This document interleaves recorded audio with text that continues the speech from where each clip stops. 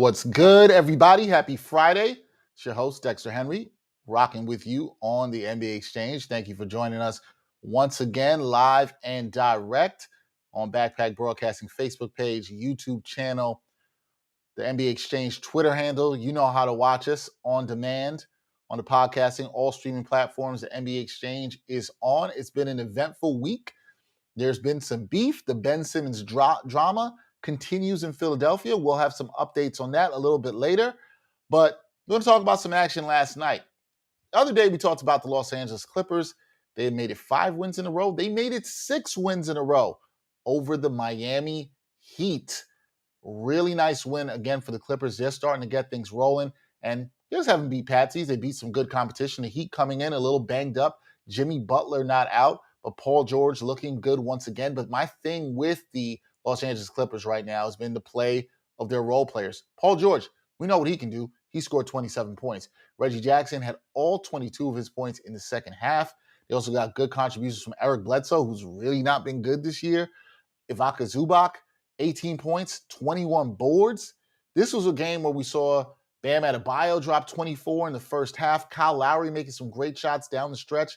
Bit of a back and forth with him, Paul George, and others going down the stretch, but the Clippers pulled out a win. And this is a team you got to think about how they're building confidence right now. We saw what they did in the playoff run to the Western Conference Finals last year, doing a lot of that without Kawhi Leonard. I think that has given their role players a ton of confidence. We're seeing that once again. On the other hand, the Miami Heat, they've been struggling for a little bit. Duncan Robinson, once again, did not shoot well in this contest.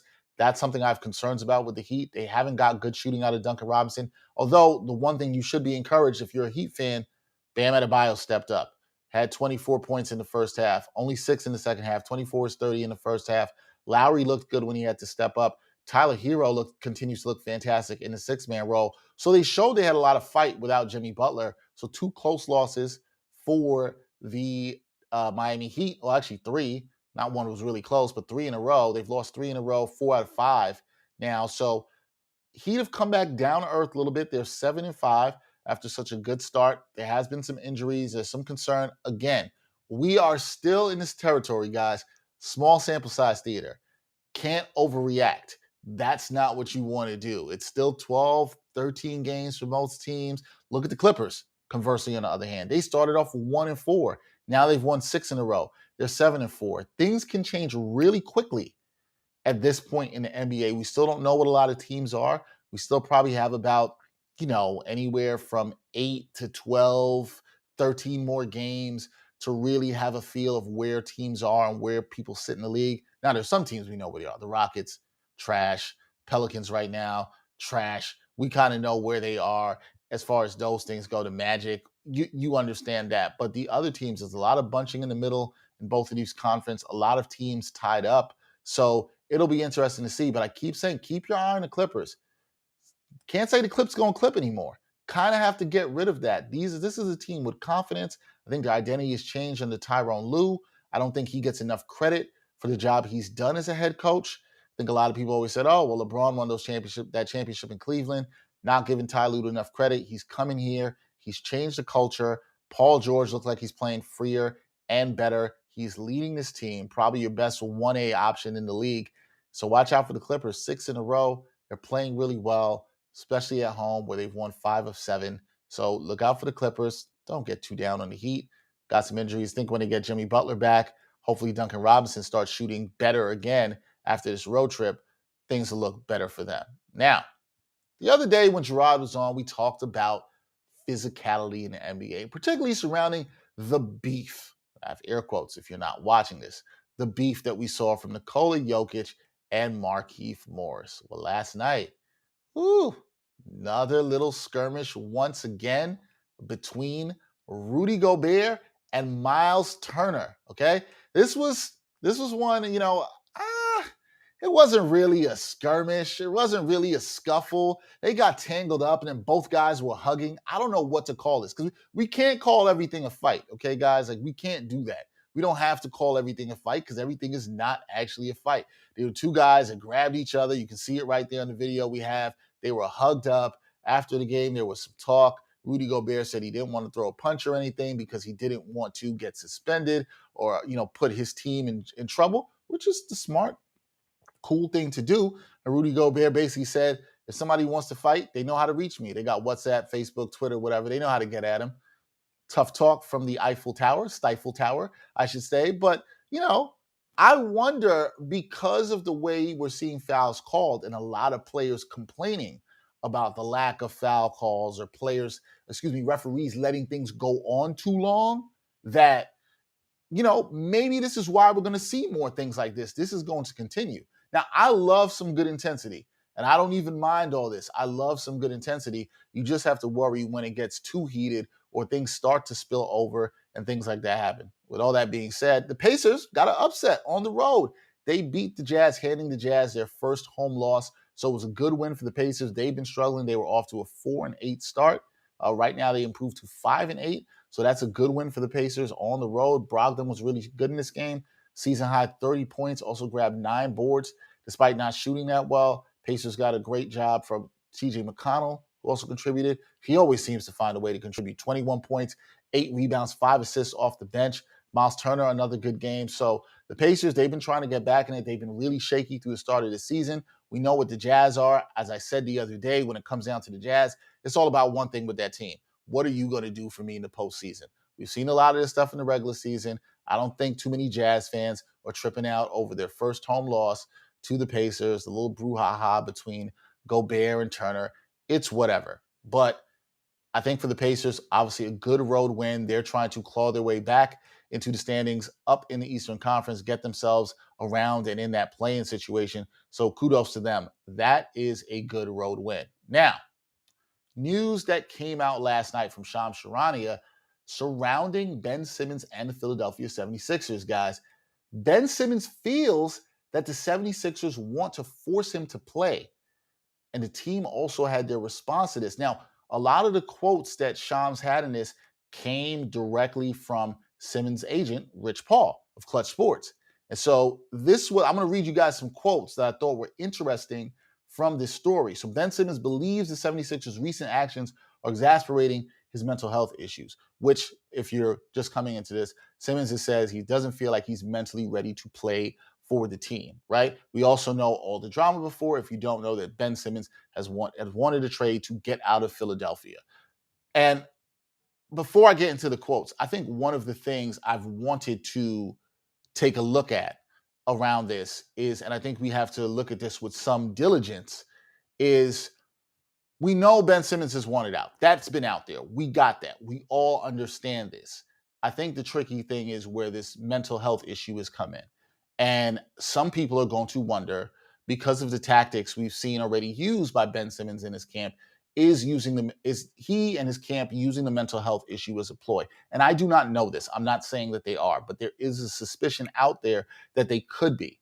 And I think what's dangerous with that is, obviously there are people with mental health issues in all professions, not just basketball, who sometimes struggle with being able to work. And that should be absolutely 100% positively taken serious. There's no doubt about that. And I think if the Sixers or the NBA are doing their due diligence to help Simmons, then I think that is a good thing.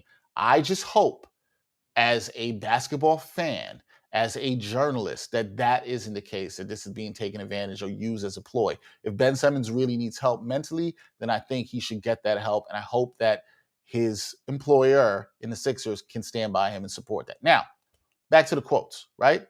Rich Paul said this: he truly believes the fines, the targeting, the negative publicity shined on the issue. That's very unnecessary and has furthered the mental health issues for Ben. Either you help Ben or come out and say he's lying. Which one is it? Now, Sixers haven't come out and said that at all whatsoever.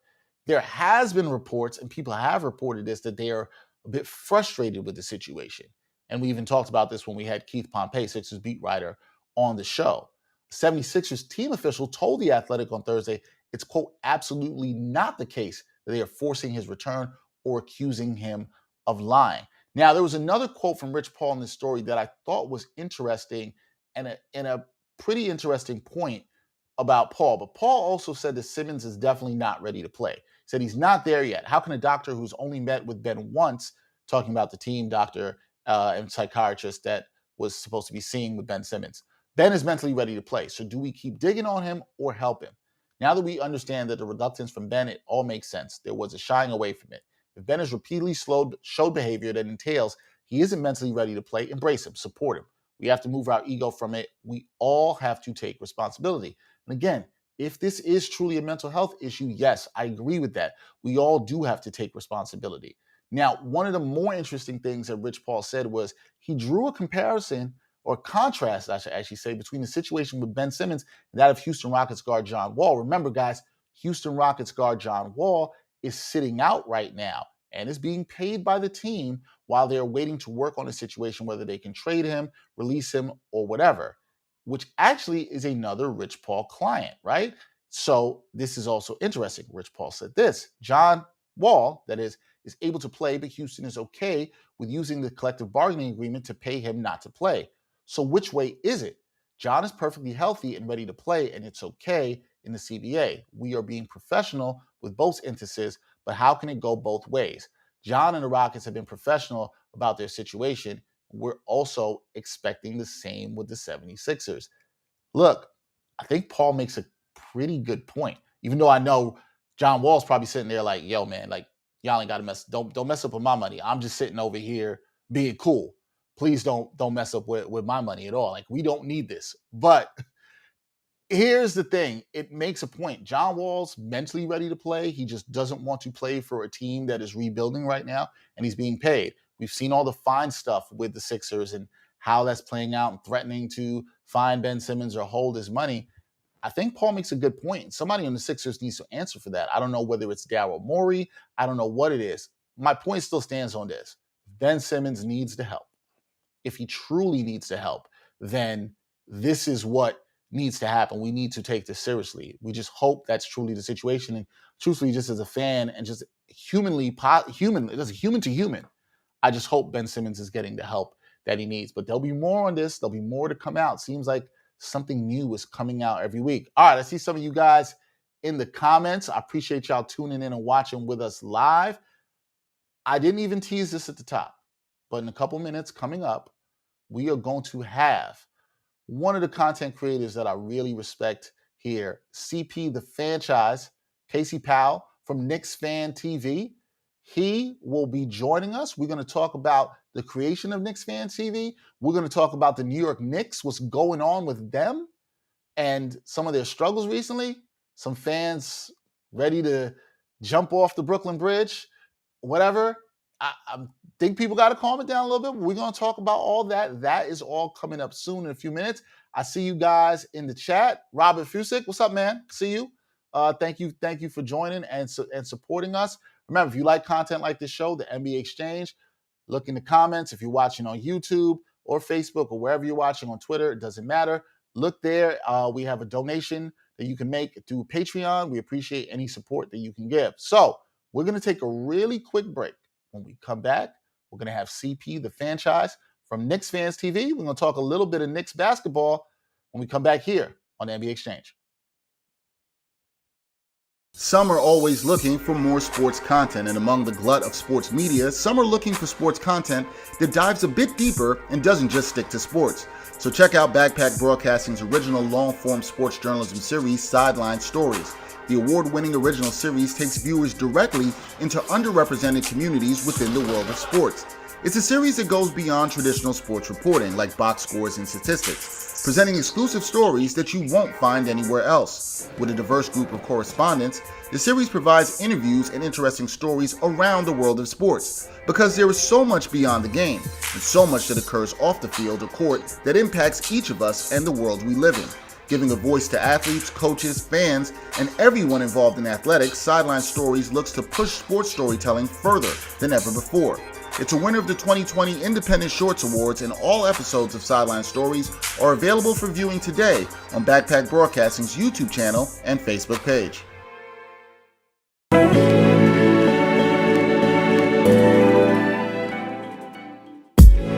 The Sports Walk is back. Watch Season 4 of Backpack Broadcasting's original, award-winning web series that brings you the opinions of real sports fans in these streets, literally in these streets. The first 3 seasons and current season with new episodes every Monday are available now on the Backpack Broadcasting YouTube channel. Check out the 2017 NYC WebFest official selection and see what other sports fans have to say on the hottest issues in sports today. It's easy, y'all. Just take the sports walk.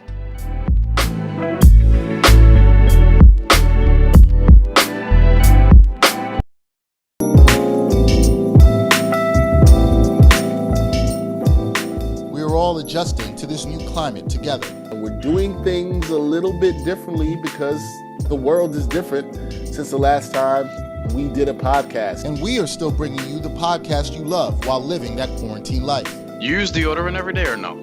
Yes. During the quarantine? Hell yeah. Still discussions of sports, music, and pop culture in a pod where it ain't hard to tell who keeps it real. Don't say that you don't see race. Whenever you say you don't see race, it just shows me how privileged you are in a situation that you don't ever have to think about race. No, look at the words I'm using. Perhaps, possibly, maybe. Is it the smartest thing? Probably not. Is it too soon? I would say so. I went through so many things being short, and just people would always underestimate me and always tell me, like, you're not going to make it, you're not good enough. I know. But I told you, Dex, come on, son. We just talked about this. Whether you listen or watch, stay home, be safe, and subscribe to the Ain't Hard to Tell podcast on YouTube or your favorite audio streaming platforms today.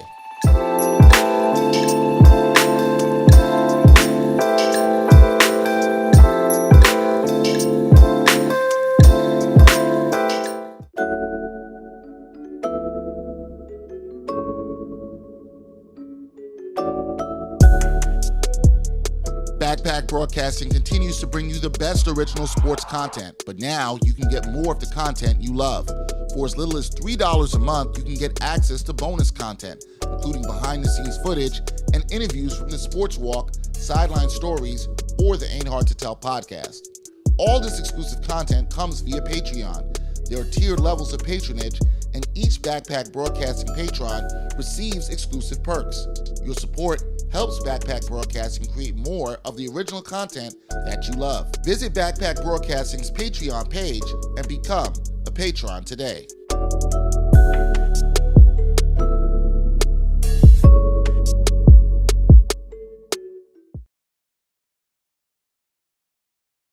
Glad to have you joining with us on another edition of the NBA Exchange. As I told you guys, we got a special guest today. I'm really excited that he is able to join the show.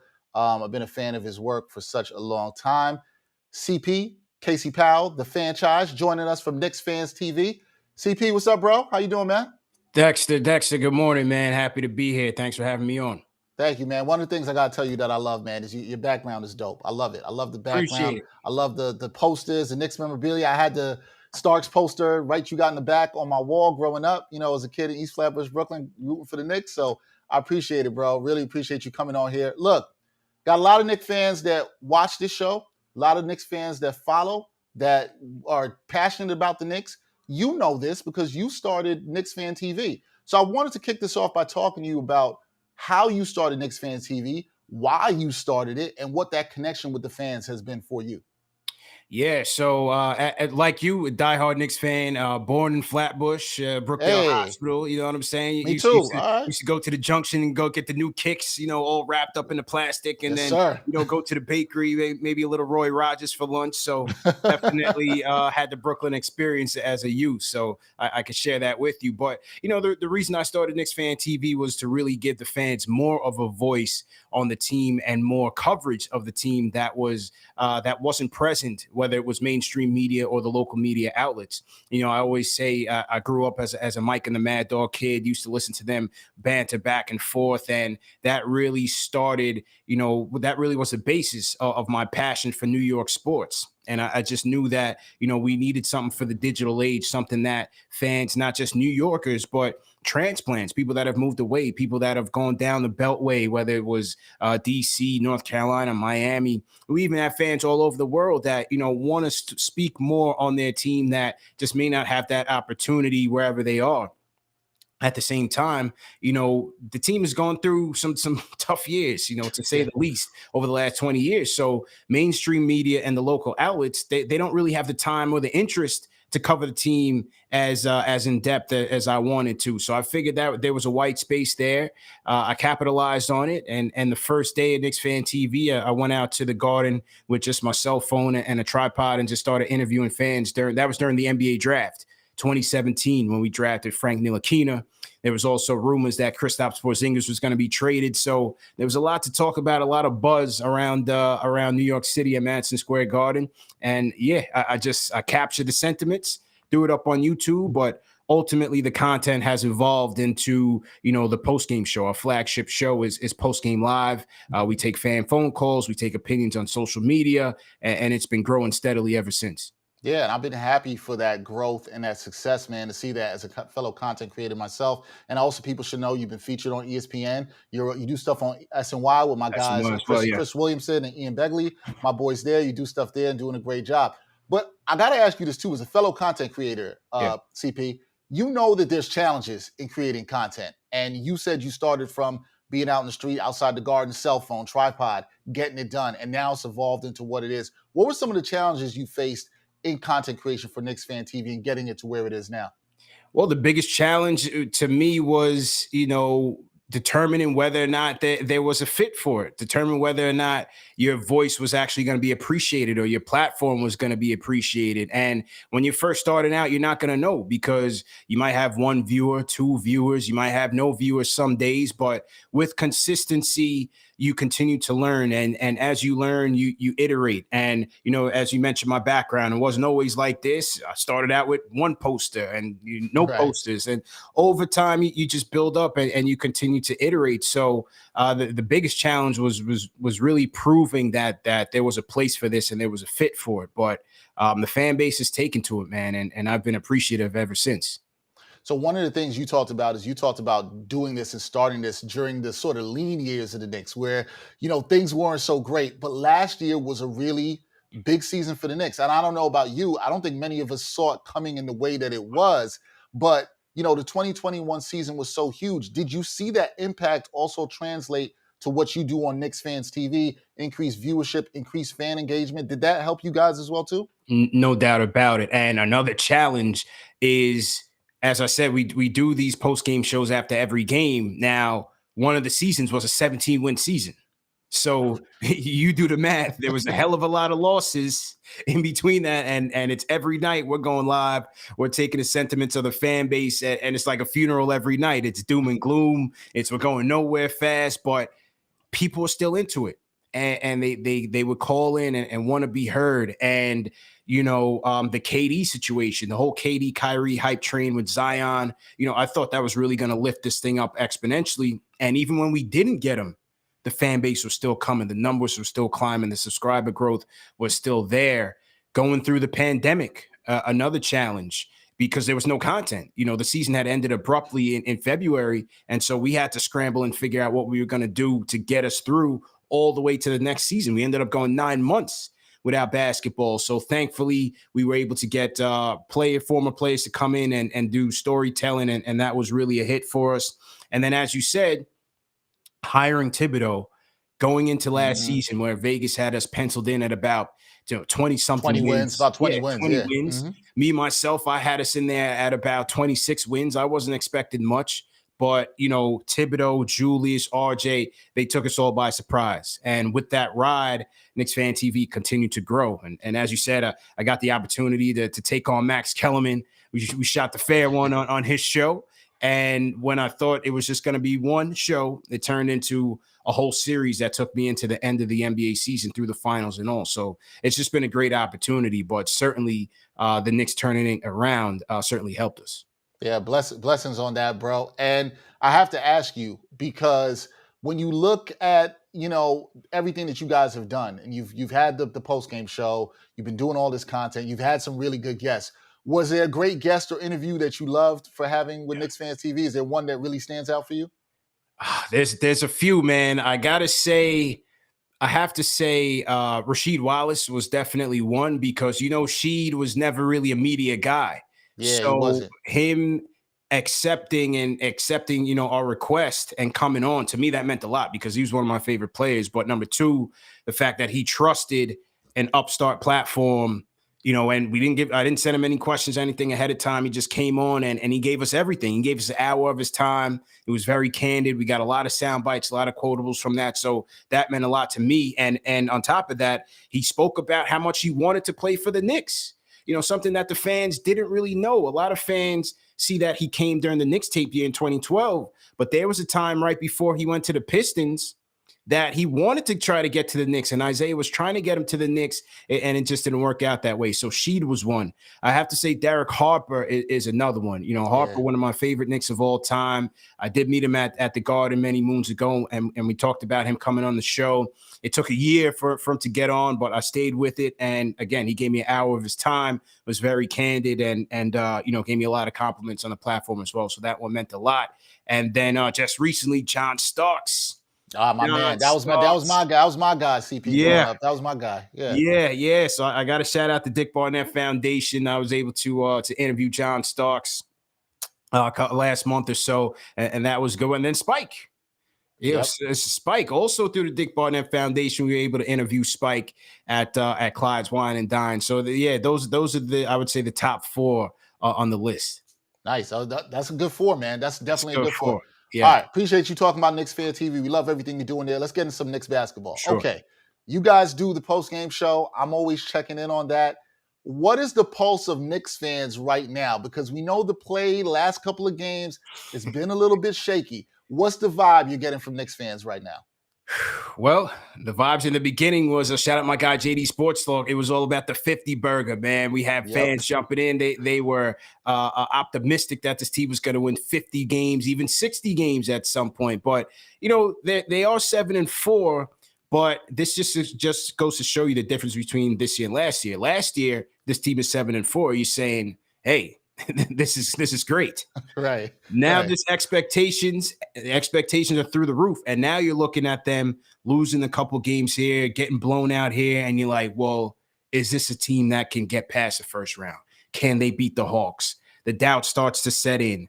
The patience starts to wear thin. So I think the optimism is still there, but there is some Debbie Downers, some doomers and gloomers that's calling in saying, hey, I told you this team was fool's gold and we should be tanking and stuff like that. You're hearing those people here and there. But listen, overall, I think the Knicks are in a good position. They have been struggling, and they just need to find their groove right now. Still early through 11 games. Yeah, so actually 12 games, 7-5. I think we're trying to forget about that loss because they came back the other night, couldn't close it. But I get it. I get that. Do you think – it sounds to me that you don't think there's any cause for concern. I know there's been some cause with the starting unit not playing good. They didn't play good the other night. Tibbs stuck with the bench a lot in that game against Milwaukee. We've seen some shaky play. Fournier hasn't looked great. Kemba hasn't looked great in recent games. Is there cause for real concern about those things? Or are you saying, like, look, we saw some good things from them when they had the 5-1 start. Let's stick the course. Oh, there's definitely concern. I'll give you three. As you mentioned, number one is defense. The defense right now, this team finished third in the league in defense. They were number one across many statistical categories last year. Right now, they're the fifth worst defense in the league. Right now, they're just not crashing out onto the three-point shooters.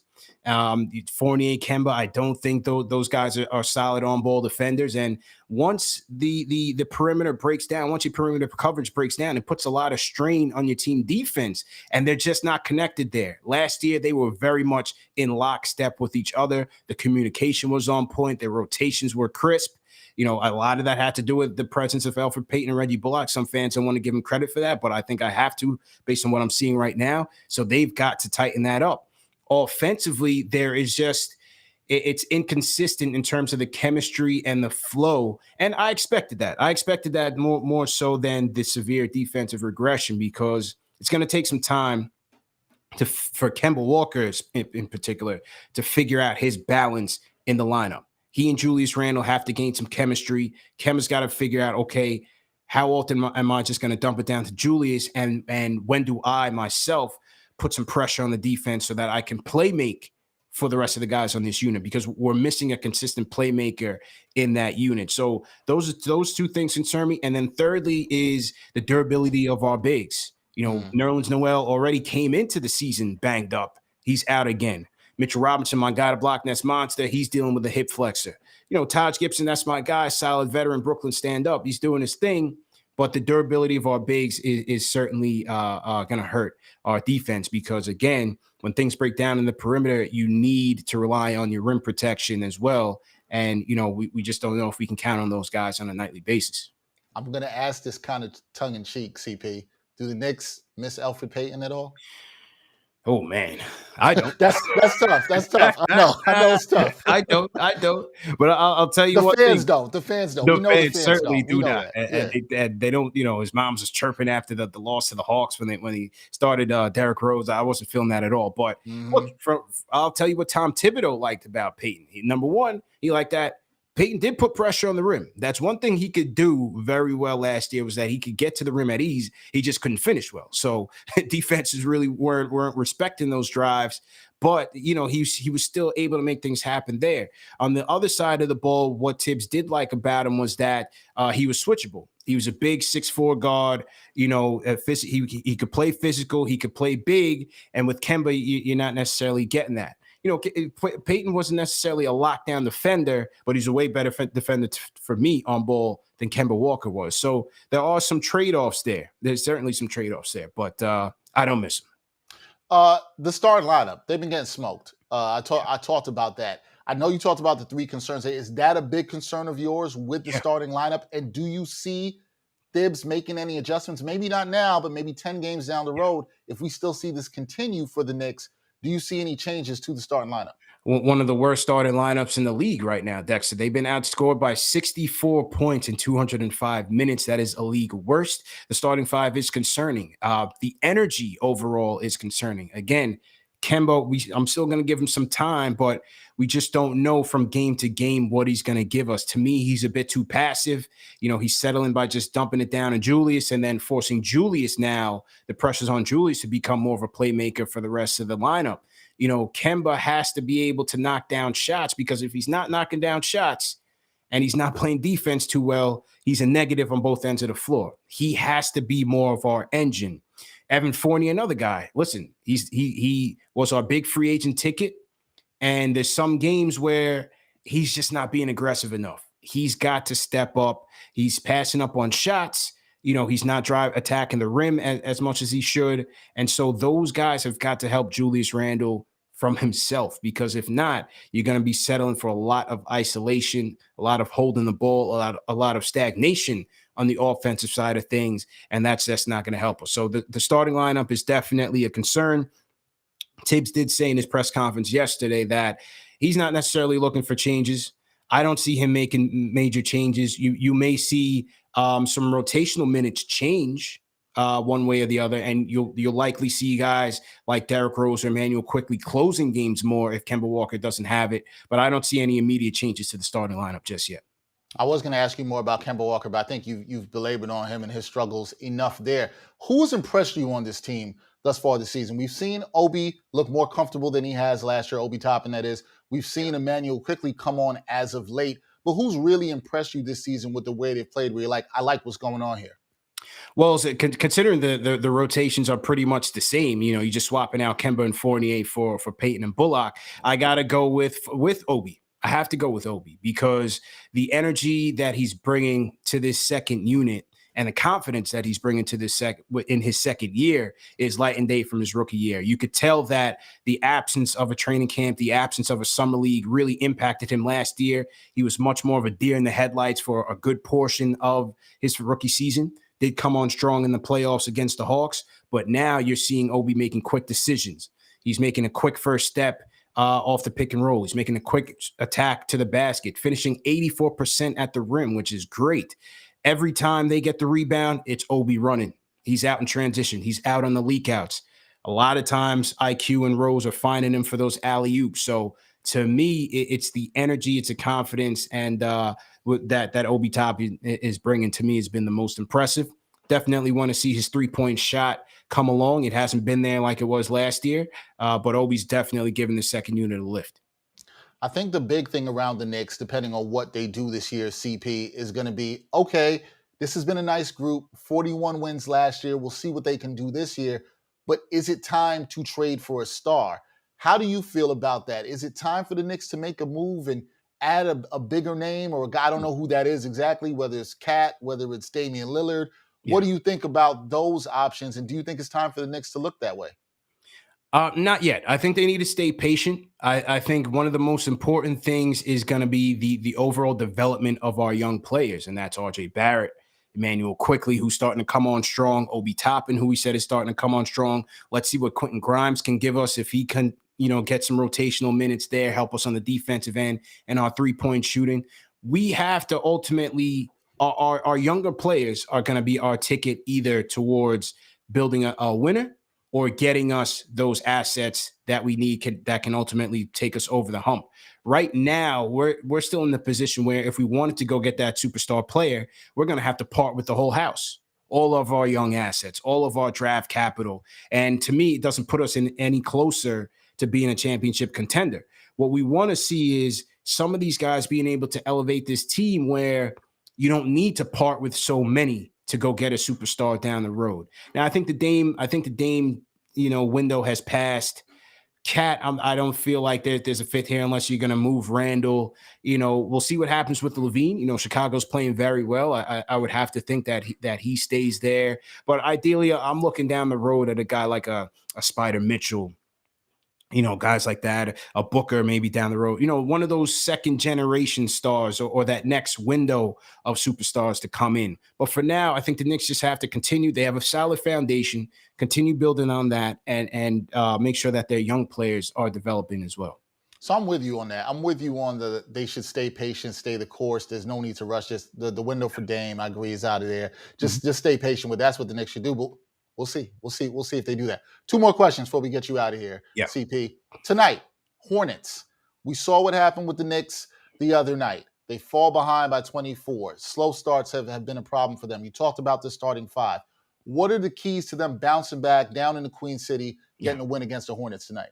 Again, number one, it's their energy. And because it just wasn't there against this Milwaukee Bucks team. You cannot keep relying on your second unit to bring you back in games. So I'm expecting the starting unit to really turn things around from the jump, from the opening tip, come out with a spark, come out with energy, make sure that their rotations, their three-point rotations are crisp. Because guys like a Terry Rozier, Gordon Hayward, those are gunners. And they're going to be waiting to unload if the Knicks are slowing their rotations. Myles Bridges also playing well out there. So Julius Randle is going to be tested if he's got to match up with Bridges. So it's got to start on the defensive end.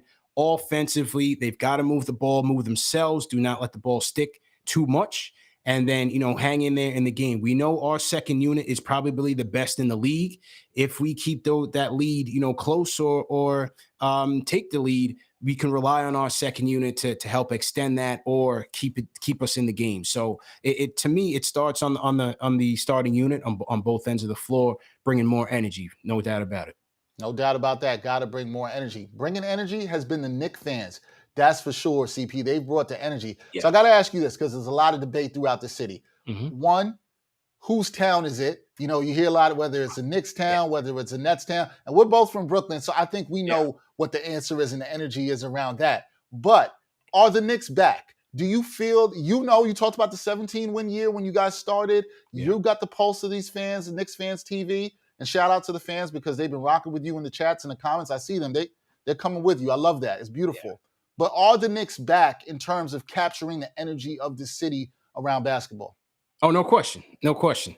The diehards have never left. Now you get, the whole bing bong craze, all the casuals, all the youngsters are coming around now. So that element is there, and that's fine. But, look at the back pages. Look at the back pages. There's nights where the Knicks don't even play.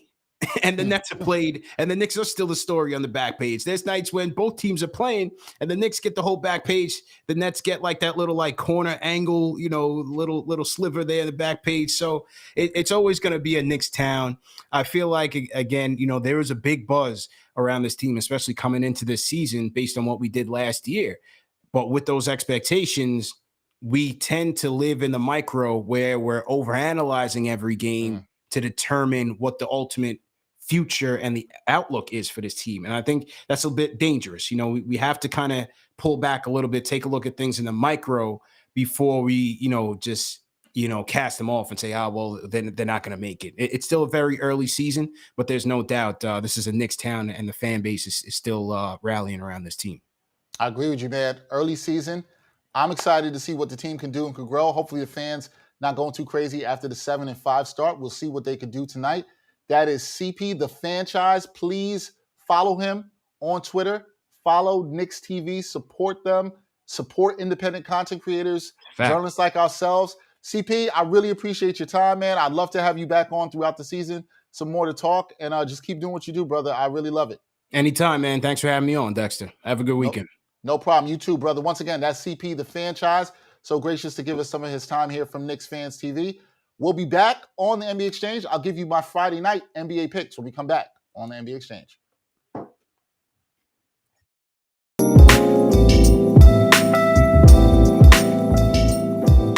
We're all adjusting to this new climate together. We're doing things a little bit differently because the world is different since the last time we did a podcast. And we are still bringing you the podcast you love while living that quarantine life. You use deodorant every day or no? Yes. During the quarantine? Hell yeah. Still discussions of sports, music, and pop culture in a pod where it ain't hard to tell who keeps it real. Don't say that you don't see race. Whenever you say you don't see race, it just shows me how privileged you are in a situation that you don't ever have to think about race. No, look at the words I'm using. Perhaps, possibly, maybe. Is it the smartest thing? Probably not. Is it too soon? I would say so. I went through so many things being short, and just people would always underestimate me and always tell me, like, you're not going to make it, you're not good enough. I know. But I told you, Dex, come on, son. We just talked about this. Whether you listen or watch, stay home, be safe, and subscribe to the Ain't Hard to Tell podcast on YouTube or your favorite audio streaming platforms today.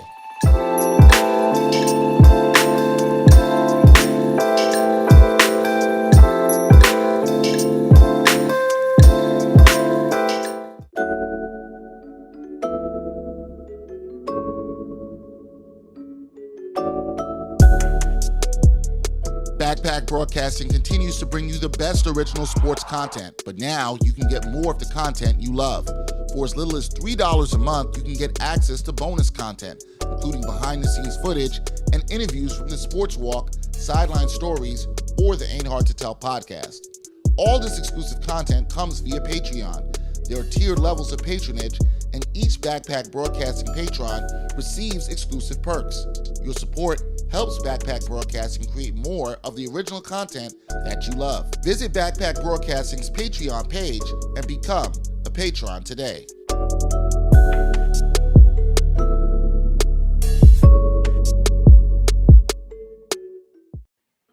All right, welcome back to the NBA Exchange. Want to thank again our guy CP, the Fanchise, for joining us, and all the fans from Knicks Fans TV. I saw y'all in the comments watching us. Please, you want to rock with a show, NBA show that we do here, the NBA Exchange, 3 times a week, live at 11 o'clock. Got some good NBA content, always have good guests, do a little bit of sports betting at the picks with basketball around, so always good. We'll have more guests. If you're Knicks fans checking in, there'll be more people talking about the Knicks on this show. We'll have a lot more of that coming up. We're very plugged in with the Knicks community, so we will have that. But as we wrap our show, it is that time on Friday. Do a little NBA picks. I always like to look at a couple of games that I think are good for you. If you want to throw some dollars on it, this is the way you want to go. We're not here to make you lose money. We don't want you to waste your money. Not what we're trying to do. So, picked a couple games. One game we just talked about with CP. New York Knicks at the Charlotte Hornets. Hornets favored -1.5 on BetMGM. Now, if you're looking at this, the Hornets, they got off to a really fast start as well. They've sort of cooled off in recent games. The Knicks, we talked about their recent struggles, especially getting off to slow starts, which hasn't been good. But one of the things I really like about the Knicks, and it's funny, I picked them last Friday to beat the Bucks, and of course, Knicks fans who were watching, you remember they got off to a slow start against the Bucks. They came back from 21 points down on the road in Milwaukee, won that game. So I looked good, but I wasn't feeling good about that pick when the game first started. The thing I like with the Knicks is I think Thibs gets into those guys. And I think when there's a clunker, they're going to bounce back. I have a lot of confidence in this team bouncing back. I think that happens for the Knicks again on the road where they've played well. In Charlotte, I like them to bounce back. Look, if you're feeling confident, take the Knicks in the money line. It's not that great, -110, not getting fantastic odds. You can do that. But if you're going to bet them, I'll take the Knicks in the points here to beat the Hornets. I think they win. I don't think it'll be an easy game. I don't think the Knicks blow this team out, but I think they'll come out inspired. And if they get off to a good start, you'll feel well. If they don't get off to a good start, then I think a lot of Knicks fans that we've seen in this chat, you guys are going to be like, oh God, here we go again. And I understand why. But give me the Knicks plus the points against the Hornets down in the Queen City. That's game number one. Game number two, Portland Trailblazers. They haven't been good on defense. They've stunk. Lost 2 games in a row. -6.5. They are favorites on the road. Why? Because they're playing the Houston Rockets, one of the worst teams in the NBA, who's currently on a 9-game losing streak. Look, Houston hasn't been consistent offensively, poor defensively. They're a very young team. We know the Blazers can put up points. We know they aren't good offensively. Dame has been struggling shooting the ball. It's been a little bit better recently, not so great from deep. But I think this is the perfect medicine for the Blazers to sort of get back on track. They're playing the Rockets on the road. This is a beatable team, a very winnable game. I think 6.5 points. Can I see the Blazers winning by 7 or more? Absolutely. The Blazers don't win by 7 or more, or dare I say they even lose this game. Whew, there might be some problems for Chauncey Billups and the boys out in Portland. But I like the Blazers bouncing back here against the Rockets. Perfect opponent for them. Give me the Blazers -6.5 to defeat the Rockets. I can see this being a blowout victory for them in H-Town. All right, last game of the night, and this is the one I was not so confident about. Atlanta Hawks versus Denver Nuggets. The Hawks haven't been playing good at all. They are off to a 4-8 starting season. Many people had them at the top of the Eastern Conference, but like CP said about the Knicks, or any team you're watching right now, we're talking about 12 games. Small sample size theater. Don't want to overreact. The tough thing for the Hawks is they're on a very tough West Coast trip, right? Already losses on this trip to Golden State and Utah. Now they've got to play Denver. Not easy at all whatsoever. But I have this feeling that they're sticking. They played a little bit better in their last game. I think they figured things out. We saw Curry give them a 50-piece earlier this week. I just think the Hawks, I don't know if they win here, but I like to take them to not have Denver cover. So give me the Hawks plus the 4.5 here. Denver, I still think you're getting Nikola Jokic back in off the 1-game suspension. Michael Porter Jr. is out. I still wonder about them being able to score. They're not nearly a good defensive team. I think this is a great opportunity for the Hawks to steal one on the road. They need to get one on this West Coast trip before they get back home to Atlanta. I think this is where they can get it done against a Denver team that I think is ripe for the taking. I expect this to be a close game, which is why even if the Hawks lose, I could see them losing by less than 4 points in this contest. Give me the Hawks plus the points. So here's my picks. Knicks plus the points on the road down in the Queen City. Give me the Trailblazers, favorite to win, -6.5. Take them. I'd bet them outright against the Houston Rockets. Give me the Hawks plus the points in the Mile High City at Denver to win. Let me know what you guys think about those picks. Who do you think works? Who do you think doesn't work? And let me know what you think. That's going to be it for this edition of the NBA Exchange. We really had a great week, had some great guests. Thank you to my guest again, CP the Fanchise, who joined us from Knicks Fan TV. We're so grateful that he came on and grateful to have him. That was just a really tremendous guest. And please continue to support us here at Backpack Broadcasting with the NBA Exchange. If you're looking to help and support, check. There's a donation link in the show notes where you can donate to Patreon, which really helps us support and create content like this. Once again, we thank all our patrons who are currently helping us. We really appreciate you. We're looking for more. If you really like this content from Backpack Broadcasting and you're watching on YouTube, hit that subscribe button. If you're watching on Facebook, hit that like button. If you're watching on Twitter or wherever else you're watching, give us a follow. Absolutely, definitely appreciate it. In the coming weeks, we're going to have more content, exclusive content, particularly around sports betting and some other conversations that we are going to put on Patreon that only our patrons and subscribers will be able to access. So that will be private content that they will only be able to access. So there'll be some extra sports betting stuff, some of my future picks that I talk about. I've talked a lot about future betting, whether you're betting MVP, Sixth Man of the Year, Defensive Player of the Year. All that stuff will now be going to Patreon, and we will have that on there for you guys to check out. So please continue to support. We thank all of you who helped watch the show and checked in the chat. I appreciate all the comments, everybody watching and sharing. Much love to you all. Peace and blessings. And if you got late to the show, you caught the end, and you're saying, how can I see this interview? We'll have the clip with CP up later independently for you to watch And also, if you missed this whole episode, you can go check it on all streaming platforms, the podcast version of the NBA Exchange. So, on a happy Friday, well, I'm going to go back to jamming an album that I'm really liking right now, that new Silk Sonic album. If you're watching this, I know you see the Silk Sonic inspired Knicks shirt here. Album's really good, feeling it, going to be jamming that all weekend. Y'all have a great weekend. We'll be back with more on the NBA Exchange on Monday. We're going to have my man Jamal Murphy, the Blackatologist. He'll be giving us his rookie report. We'll talk about the best rookies we've seen across the league. And we'll be talking a little Atlanta Hawks basketball coming up on Monday on the NBA Exchange.